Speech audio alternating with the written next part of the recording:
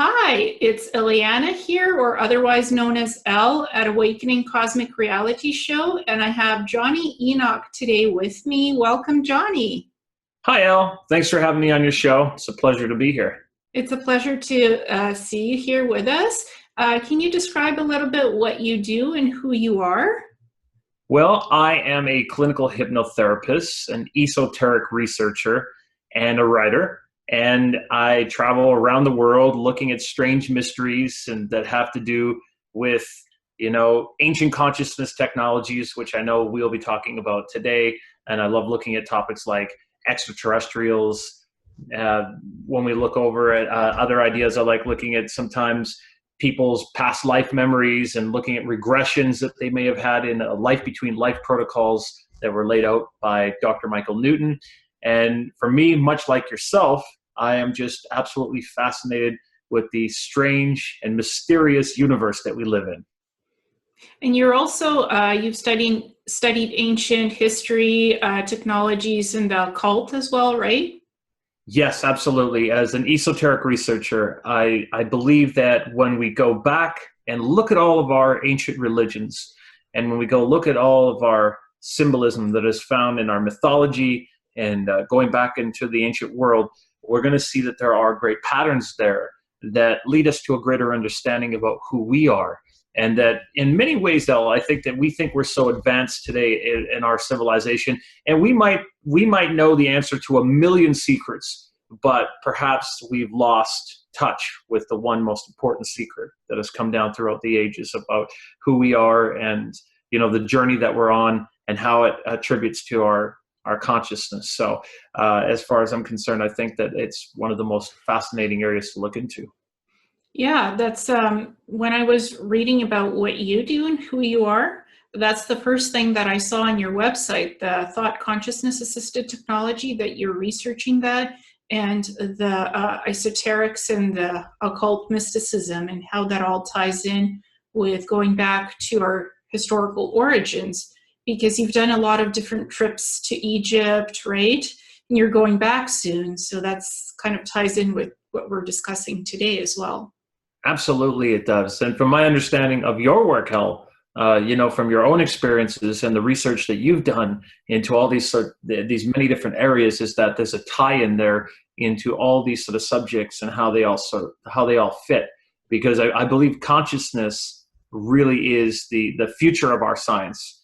I believe it's the future of where we need to look, and it's absolutely the missing puzzle piece. In fact, when we go back and we look at what Nikola Tesla said, he made this remark about how when science was to look at the non-physical sides of reality, that's when we would make leaps and bounds, essentially, at what we were looking at. So I think, again, it's all connected. And for your talk today, would you like to start discussing the thought consciousness assisted technology? Absolutely. Well, we could take this in all kinds of different places, El. We could take this into the idea of what the ancients knew, what they are capable of.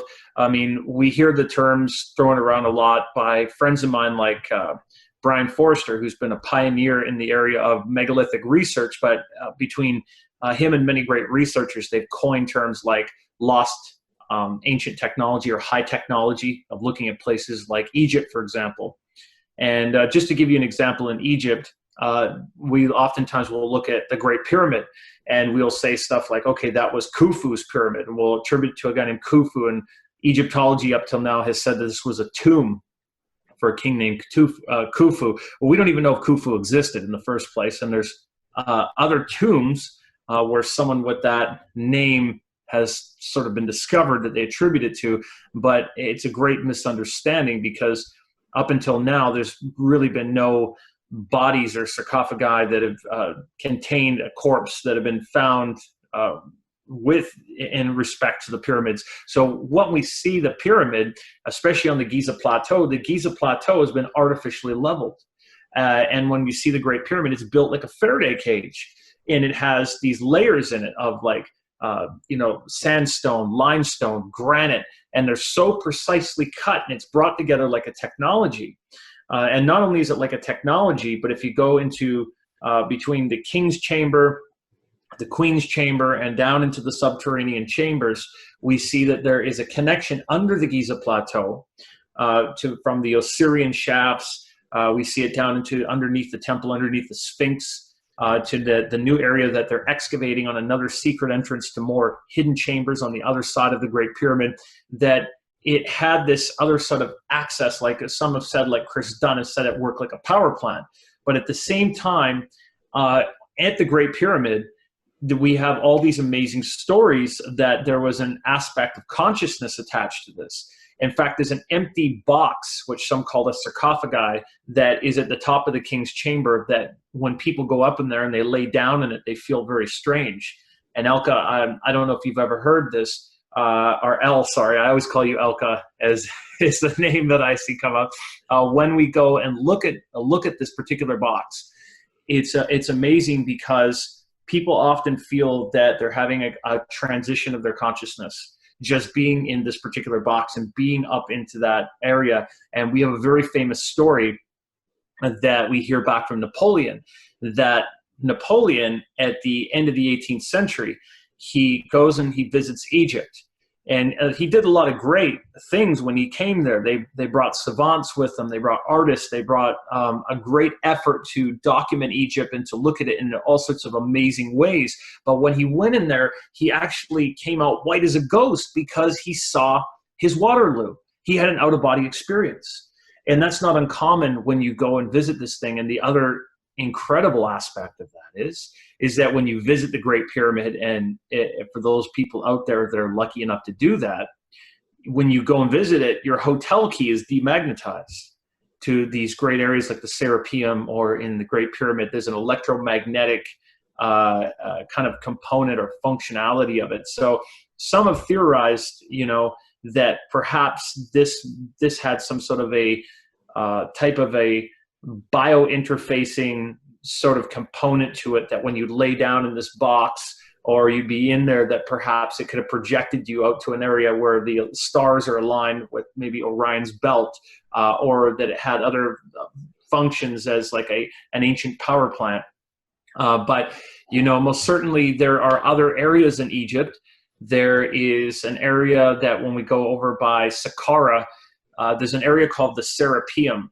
And there's an incredible large boxes made of granite underground that I have a theory that these had sort of a regenerating capacity to them that was there. But at the same time, we have an area there called the Sound Healing Hospital. Have you ever heard of this? No, but I haven't heard of that, but I've done remote viewing of the Sphinx. And Yes. there's something under the Sphinx, but I'd like to hear first about the healing hospital. Well, that's very interesting. I would like to hear your theories about the Sphinx as well, because very famously, Edgar Cayce predicted that under the Sphinx, where there's still an area we believe this could be, but under the Sphinx, there could be a hall of records that had an Atlantean hall of records, which is really fascinating. But when we go over to this area by Saqqara, we have this place called the Sound Healing Hospital. And by the way, the name Saqqara, Saqqara, that's where we get the name sacred. So this was a very sacred place, a very important place. It would have been near the ancient area that was known as Memphis, that was very important to the Egyptian people. And when we go over there, there's this place called the Sound Healing Hospital. And the building where we find this has the blocks were preserved by the dynastic people, the dynastic Egyptians, by putting beeswax on the side. So it's got a very interesting color to the side of the buildings there. And there are these platforms. There was 10 of these platforms. And the ground in these particular areas are layered with alabaster or travertine and calcite. And I know you're a crystals person from what I saw. So you're going to understand crystals, rocks, and gems, which is really fascinating. Well, on these sound healing platforms, you'd have somebody stand out on one of the platforms, and this would be like an MRI scan. So it would be like a sound technology. And this is just to show people just a little taste of how advanced these people were at utilizing crystals and stones and incorporating them into consciousness and working in this particular way in ways that we don't even begin to understand. They had the ability to have someone stand up on this platform, and you'd have a sender and a receiver box. So someone would go into a sender box and they would tone like a sound. Like, let's say you make the sacred Om sound, and the sound would create this vibratory resonance that would travel along the side of these channels up to the platform, resonate through your body, and then send it back out to the person in the receiver box. And when we've been there in these groups, you have someone that goes up there and they might have a pain in their leg or in their arm, or they might have a problem in their body where there's an energy imbalance or a blockage in the human body. And the sound resonance that travels up through there will travel to the other side, and the person that, unbeknownst to them, the other person in the receiver box, they will feel what's going on for that person's body. And that's just a little example of what I believe were these type of consciousness technologies. Now, before we leave this topic, Al, I want to say that I believe prayer is a form of consciousness technology. I believe that in our religions, we've had these certain tenets and ideas that have been brought there into understanding our reality. Because if I was to ask you, by the way, Al, if I was to ask you, what is your definition of reality? What would you say? My definition of reality, that there's multiple realities, that for me, for my life personally, there's the paranormal and the supernatural, and that's just part of my life because my life is high strangeness all the time. It never really stops because I've been an ET contactee, an ET abductee, a secret space program asset with the planetary corporations on Mars basis, on the moon, and beyond. I've had extraterrestrial lifetimes. I've been a shaman. I've been a mermaid. I've been a Wiccan practitioner in England in previous lifetime. So I've experienced a lot of it. So for me, what we're discussing right now is just part of normal life. It's people say, well, this is strange. This is different. I can't believe this is possible. And I always say to people, anything and everything is possible because you can manifest with your mind and your spirit energy and your soul from the ether to the physical, and from the physical back to the ether. That's thought consciousness assisted technology. Your mind and your soul energy is that technology, because you are a living, breathing entity. There you go. And, we might look at the idea with reality is that reality is different for every person. We are all processing reality differently. And some might argue is what more is reality than a series of neurological and physiological discharges that are moving up through the rods and cones in your eyes, through the optic nerve, up to the visual cortices, and being processed in your mind. We're, looking at various, light spectrums and decoding what we might see, I guess, that we would say are sort of like strings, if you want to break this down with string theory. But our reality is, coming at us from many different directions and ways. And so I think that when we look at how, it's defined, there are certain universal laws. You mentioned paranormal, and some people will put what we call paranormal up there, and they'll classify this over with supernatural. And the idea with supernatural, saying something is supernatural, I believe that everyone that comes here and visits us, including our ETs, which you have had experience with as an ET contactee and someone with your sort of rich experiences that you've had as an understanding of these things, they all have to respect and abide by universal and natural laws. And so sort of like the idea that we look at with Star Trek, with the idea that I know you're very familiar with the Prime Directive, that they can't interfere with us because there's sort of these universal laws. So I think that everything that operates is not really supernatural. It is natural, even if we don't understand it. But perhaps the things we don't understand, we can classify them as preternatural. And that's really fascinating. Which brings me to another story about consciousness technology that we can talk about. Are you familiar with the work at all of Jordan Maxwell? Through you, I am. Well, that's good. He's a friend of mine. He's very old school. He's been around for a long time. I don't know if you've heard the stories before about the Mitchell Hedges crystal skull and crystal skulls. Have you heard much about them? Yes, I have. And I have a few crystal skulls. I have an onyx one. He's called Alexander the Great. And he showed me the time of the Alexandria Library and stuff. I touch him, he activates and he speaks to me, and his name is Alexander. That's very interesting. And you know, that's the thing about crystals. Crystals can have different properties depending on how they're cut and their resonance. You know, they hold energy, they move at various frequencies. When you see them with quartz crystal, you have that piezo or piezoelectrical energy that moves through it. They're used in computer chips. Recently, I had this other little crystal skull given to me. It's kind of a fun one that glows in the dark.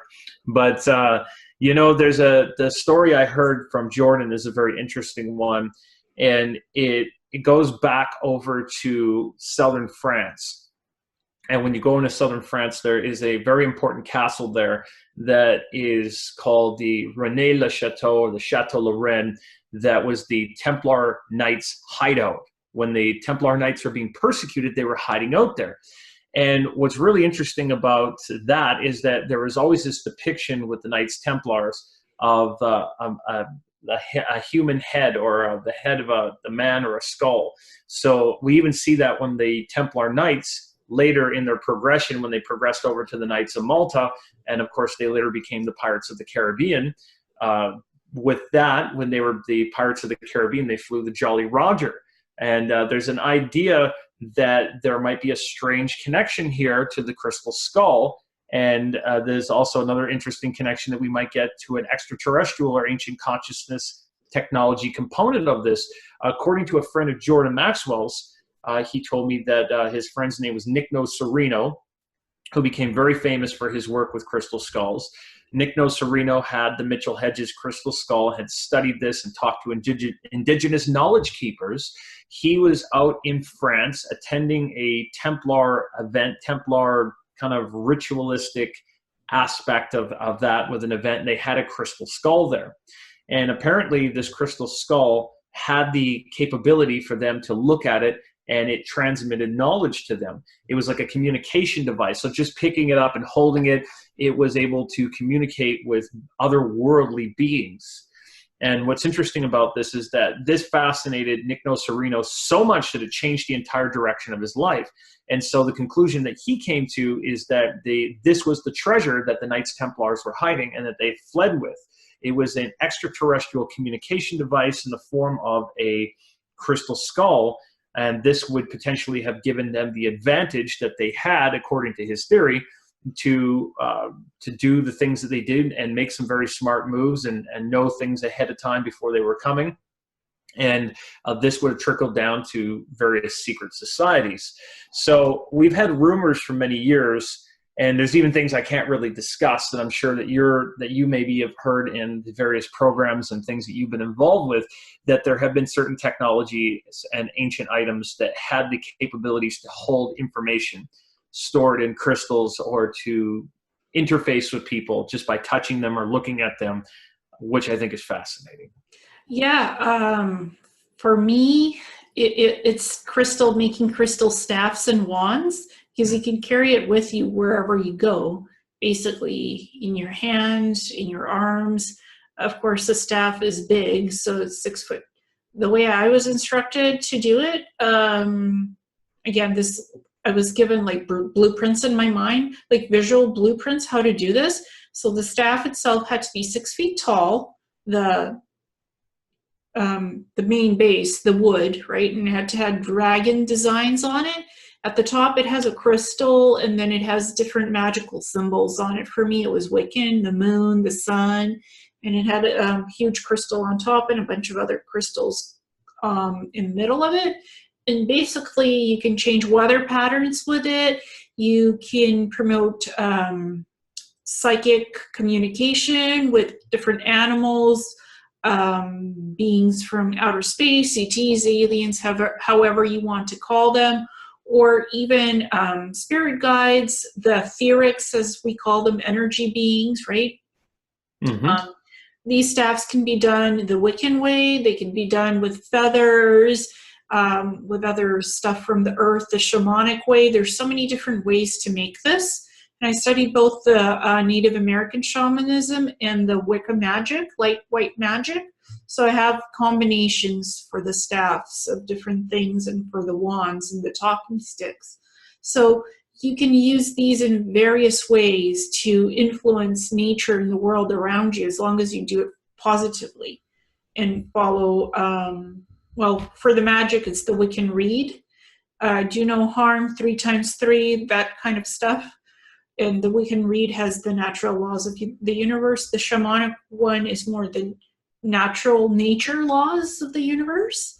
So respect nature, respect animals, respect everything, yourself and others, because what you do affects everybody else on the planet, not just yourself. So you have to do it in a very conscious, respectful way. Whether you work with your mind to manifest something, whether you work with staffs, wands, crystals, it's all energetic. Your mind has a connection with everything in nature because everything is living. Yes. And what a lot of people don't realize is that when they discuss what we call Wicca today, and Wicca and all the entire movement of neo-paganism, and a lot of people hear the word pagan and they don't know where it comes from or they don't know how to relate it. According to the writer Albert Pike, who was also a 33rd degree Scottish Rite Freemason, very famous figure, General Albert Pike, he said that the word pagan came from the Pagani. And the Pagani just meant country folk, or those that, were serving a nature religion that saw manifestations of God in nature.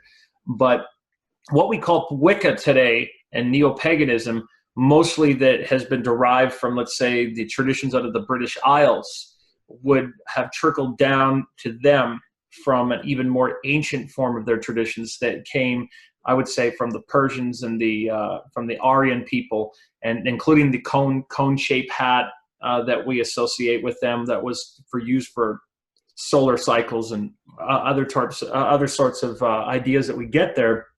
But these traditions, including, when people are looking at the elements, or they are drawing a circle around them, that's another form of ancient consciousness technology. Have you ever noticed that when people are doing any kind of magic, I don't care what it is, they're getting into a ceremonial magic, they're doing a healing circle, they're doing a seance circle, they are working in the form of drawing energy up, or they're doing a ritual, they're drawing a circle around them. And why do we have crop circles? Why do we have fairy rings? It's because when we look at space-time, it can be bent, warped, and twisted. So when you work with this, you're drawing like a communication area. And it's just like now, if you were to ask Dr. Michio Kaku, the famous physicist, if you were going to ask him, how could we create, let's say, a wormhole to be able to travel into other universes in the multiverse, he would say, well, if you get a powerful enough laser, we can, basically tear a hole in the fabric of space-time and then inject nanobots into it and to be able to open it up and expand it to other areas. And I think that again is a good example of where we're looking at these multi-dimensional intelligences around us, and that there is perhaps an ancient telecommunication system here.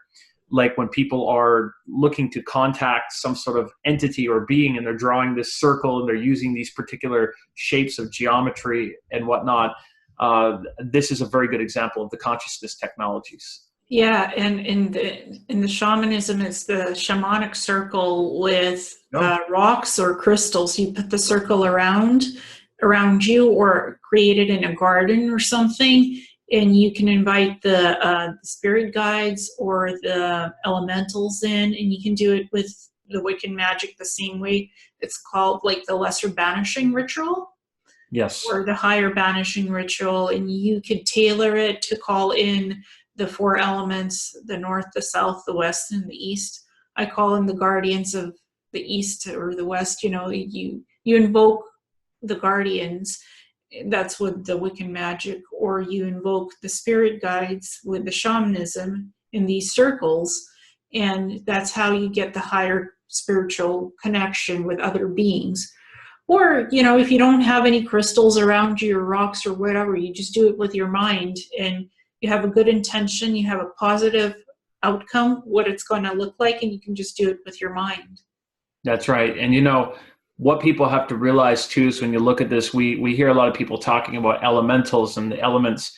Well, actually, when we see this, that going back into the ancient Zoroastrians out of Persia, we find that within their story, which is very interesting, by the way, because we have the prophet, when we look over at Zarathustra, and he encounters Ahura Mazda, this man with a flying disc, which is in their story is the creator God coming down from the heavens. And by the way, again, this is why you see the Mazda logo on the back of the Mazda car. It kind of looks like the winged disc.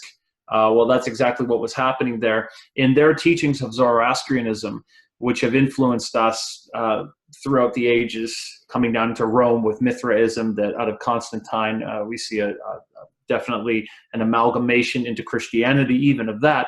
They have in their tenets very important ideas respecting the elements and the elementals.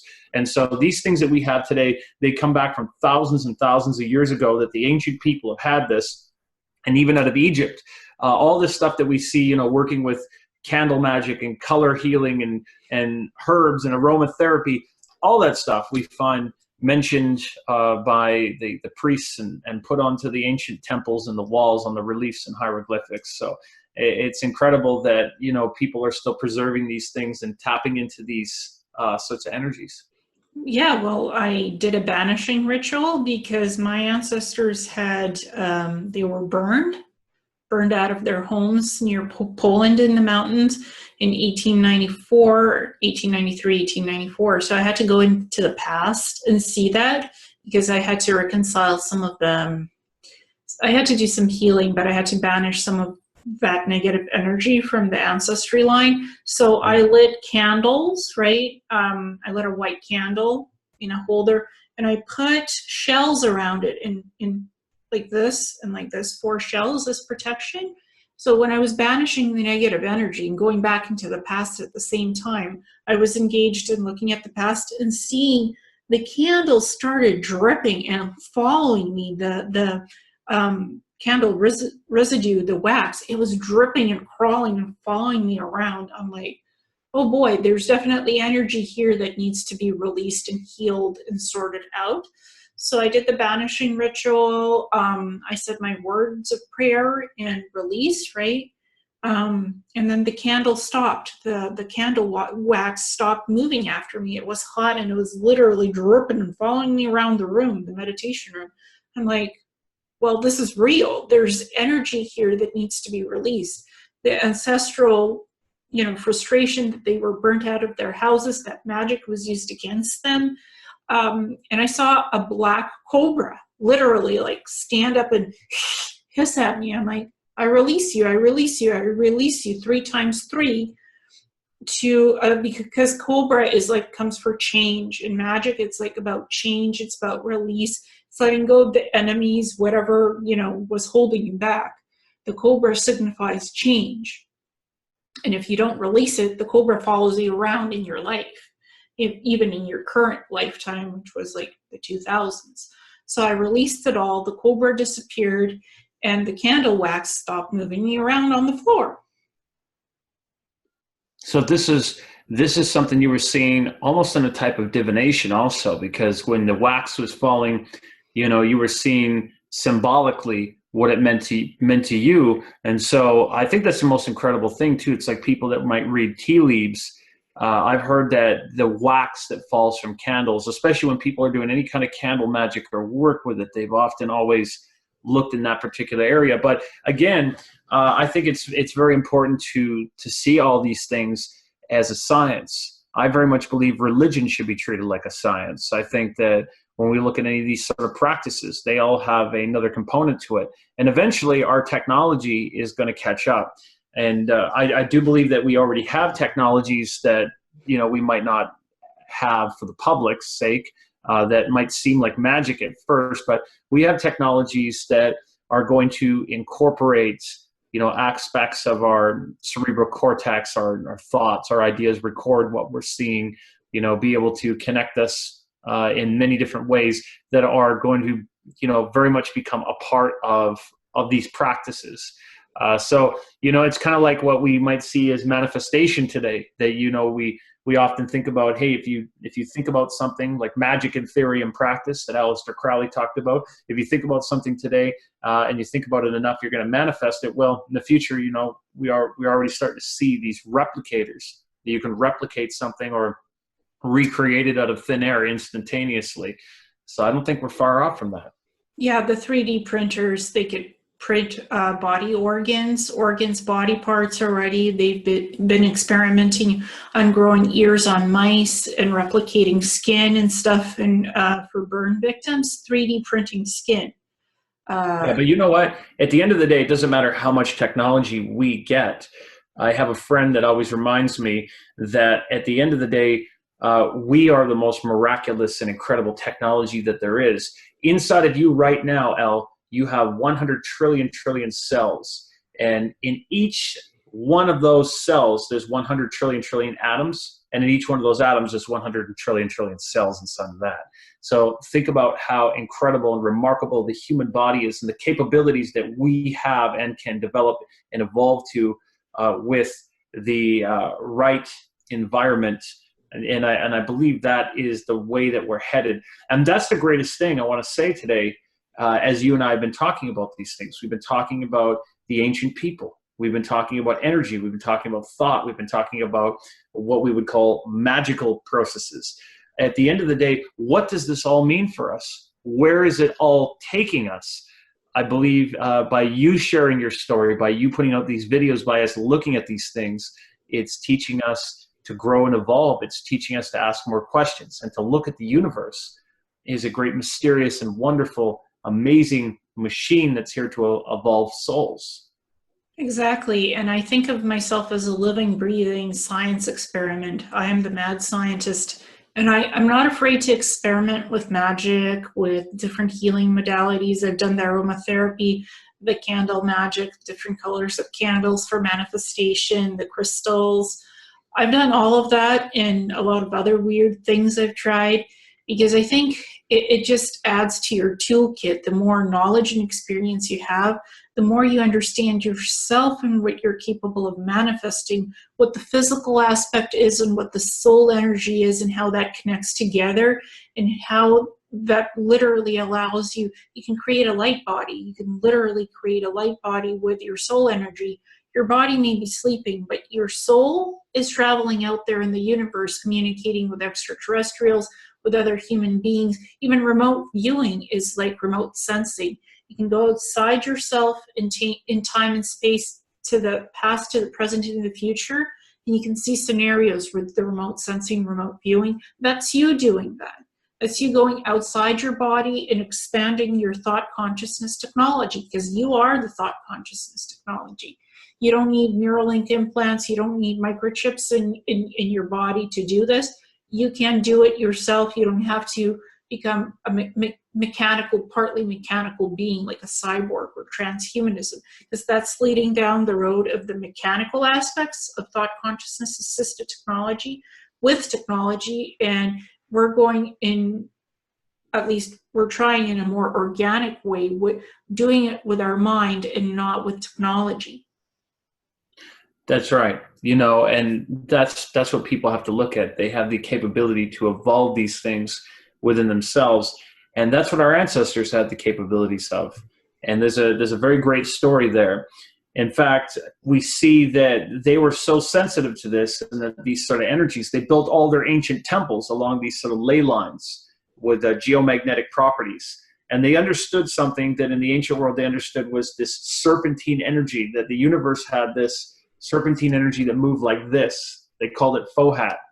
And they believed that at the beginning of our universe, that when the ancient debris were moving around, that this energy was shaping and forming and moving planets together, even with a type of a friction and a change of what was happening and putting things together. And this process happens within us, and it's happening all around us.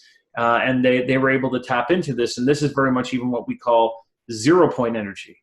Tesla called it scalar energy. The Germans called this Vril. And when we look at this type of energy in the ancient world, we see that these temples that were built along these very specific places, such as the 33rd parallel and areas like we see with the Great Pyramid or Glastonbury Tor, Stonehenge, all these sort of areas that they were able to tap into energy there on the planet and use it in their temples, use it in their rites, and for healing and guidance or wherever we're going. And now we're using this energy, and as they've been using it for, even in the world of extraterrestrials and other programs, they've been using it to, take us off world. So it's an amazing universe that we live in. And I think that we can start to discover these things, not only by, watching shows like this and reading up on things, but we start to discover it right here when we go inside of our hearts and minds. That's the greatest discovery of the temple within.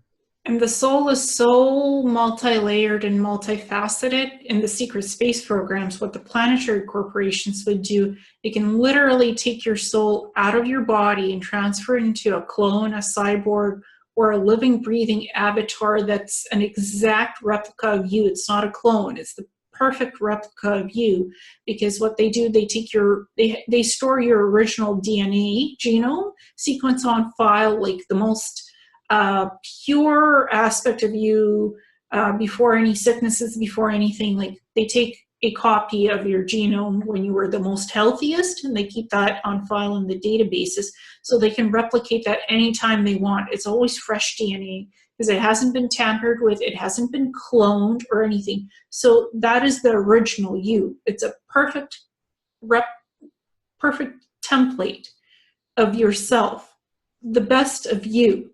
And it takes longer to do than a clone because it has to be you exactly. It's an avatar of you that they put your soul into. So your soul can integrate with that avatar body perfectly, as if you are the physical, like, say, me, the physical me that's sleeping. That avatar on that other planet, like on Mars, on a base or something, that is the perfect image of you, template of yourself. It's not a clone, because it takes longer to build out that avatar than a clone body. So, and it has to be always from the original source of the genome. It cannot be taken from a replicated clone, the DNA, because that's impure DNA from a clone. It has to be your original genome. And they store multiple copies of that original genome on different planets, different databases. So they have backups of that original genome in databases, because it has to be taken from the pure source. It cannot be taken from a clone of you, because that's double dipping it. The clone is not going to function correctly, because that's not the perfect you, the perfect template of you. Yeah, so I mean, it makes sense how the science would work, because when we look at consciousness is a non-local awareness. And, there's some great physicists that have actually talked about the science of how this works. Mainly when we see the science of how this works is that we would look at something called OR, which is the quantum consciousness theories that was brought out by Sir Roger Penrose, who's the famed British physicist. And of course, we have to look over at Professor Stuart Hameroff at the University of Arizona. He's from the anesthesiology department.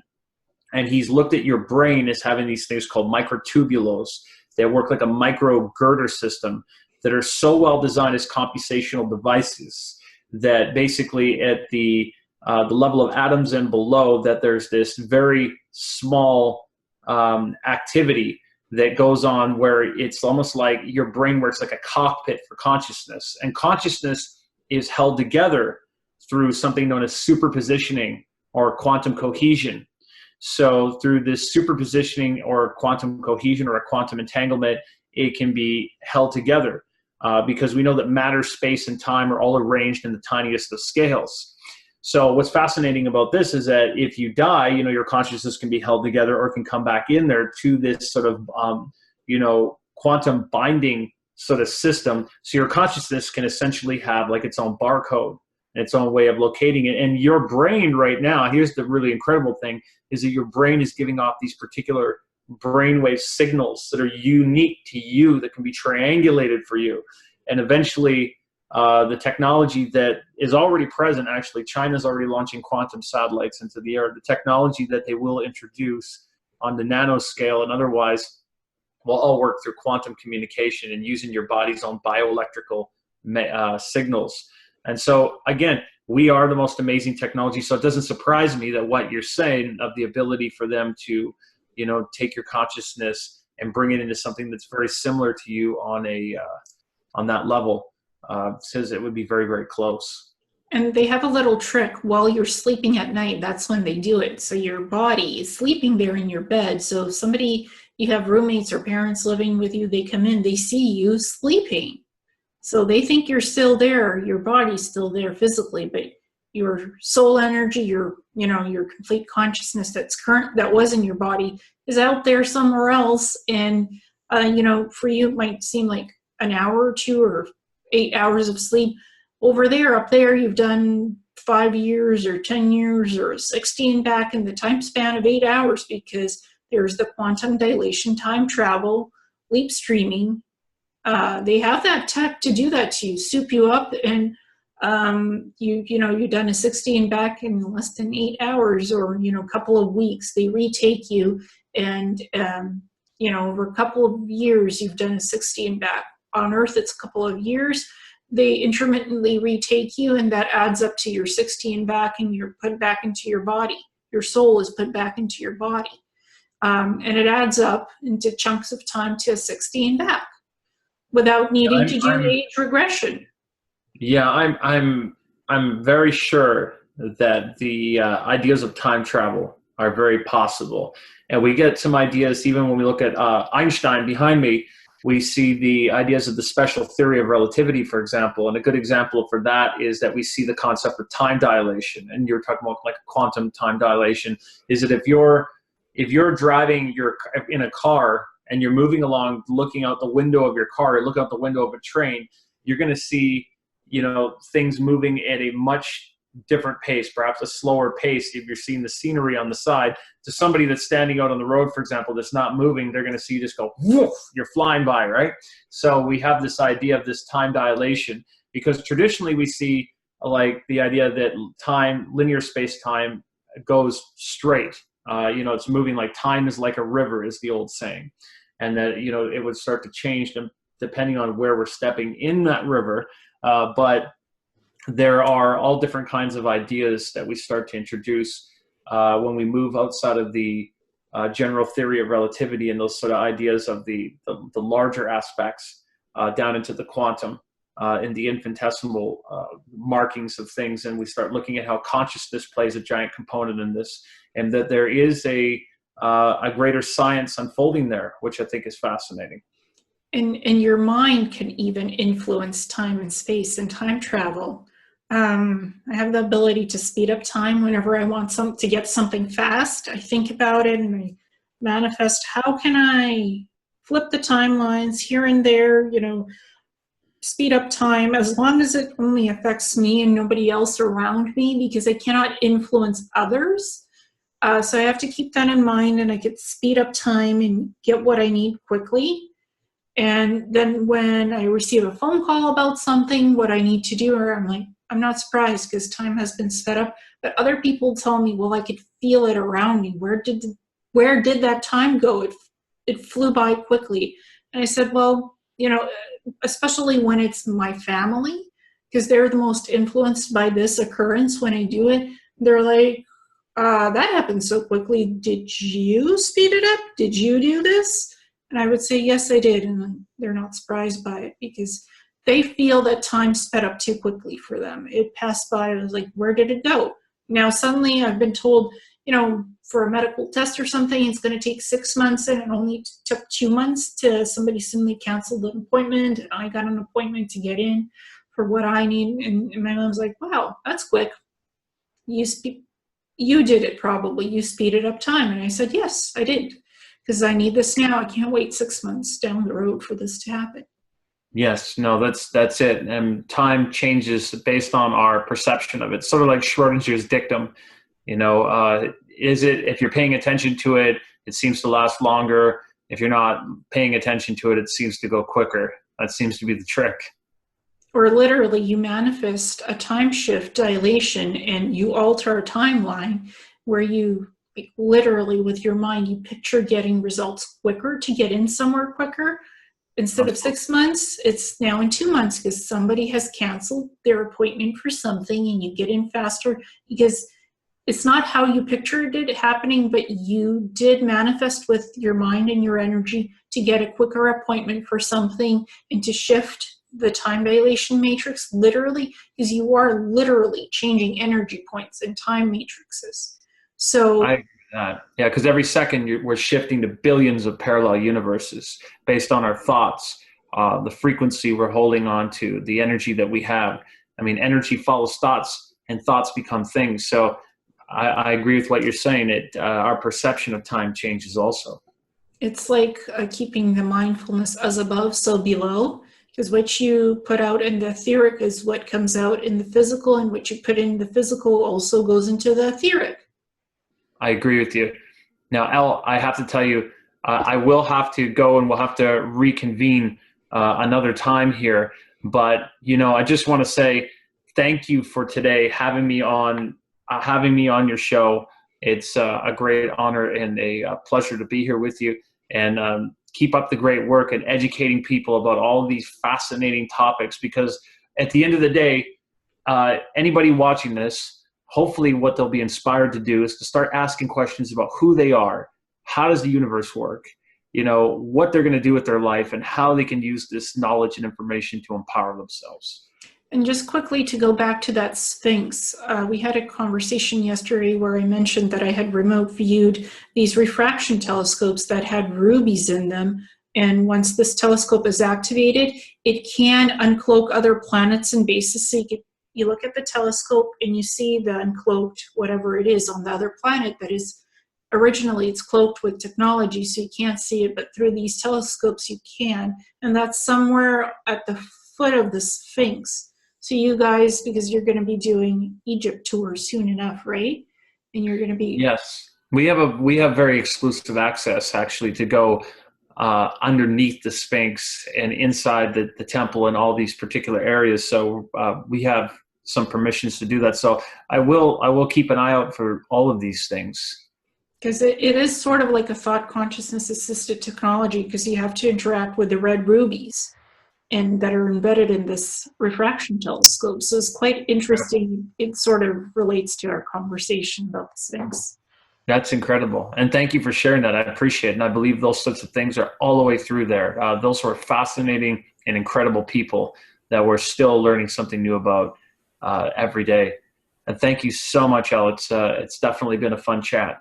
And how can people contact you and see your research? Yes, thank you so much for asking. Well, they can find me at www.metaphysicalsource.com, or you can go to ancientmysterytours.com if you'd like to learn more about the tours that we're doing to Egypt. We are also on Twitter. You can find me there as Jonny Enoch. That's Jonny Enoch, Enoch. You can find me on Instagram at Esoteric Johnny. I'm also on Facebook as Metaphysical Source. So I would love to hear from all of you and to hear your stories about ancient consciousness technologies and your theories, which is a lot of fun. And you're also on YouTube. What's your YouTube channel? You. I forgot about that. Thank you, Elle. It's the Metaphysical Source YouTube channel. And don't forget, everybody, if you're watching this video on YouTube or wherever you are, remember to like and show some love down below. Subscribe to this channel and stay tuned for more of Elle's incredible work. Thank you, Jonny. Thank you. Bye, everybody. Bye.